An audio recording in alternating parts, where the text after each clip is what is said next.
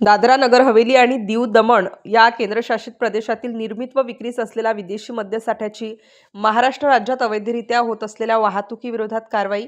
निरीक्षक, राज्य उत्पादन शुल्क, विभागीय भरारी पथक, नाशिक विभाग, नाशिक या पथकाने दिनांक 28 जानेवारी 2026 रोजी चांदवड टोल प्लाझा, मुंबई आग्रा महामार्ग, मंगरुळ शिवार, तालुका चांदवड, जिल्हा नाशिक या ठिकाणी वाहन तपासणी सापळा रचून महाराष्ट्र राज्यात विक्रीस प्रतिबंधित तसेच दीव दमण राज्यात निर्माण व केवळ दीव दमण व दादरा नगर राज्यातच विक्रीकरिता असलेला खालील वर्णनाचा व किमतीचा मुद्देमाल आरोपींच्या ताब्यातून टाटा कंपनी निर्मित 6 चाकी ट्रकसह जप्त करण्यात आला.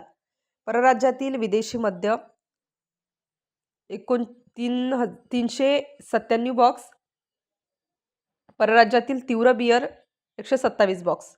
जप्त वाहन टाटा कंपनी निर्मित 6 चाकी ट्रक, एक मोबाईल संच असा एकूण रुपये 80,10,280 रुपये किमतीचा मुद्देमाल जप्त करण्यात आला आहे. आरोपी जगदीश बाबूलाल, वाहन चालक, वय 27 वर्ष. संशयित पाहिजे मद्य पुरवठादार, मद्य विकत घेणार, ज्ञात अज्ञात इसम तसेच जप्त वाहनाचा मालक.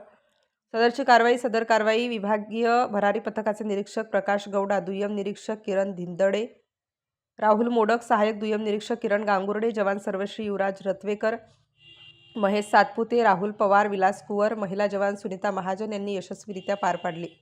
सदर गुन्ह्याचा पुढील तपास किरण धिंदडे, दुय्यम निरीक्षक, राज्य उत्पादन शुल्क, विभागीय भरारी पथक, नाशिक विभाग, नाशिक हे करीत आहेत. स्टार न्यूजसाठी मोहसिन पठाण, नाशिक.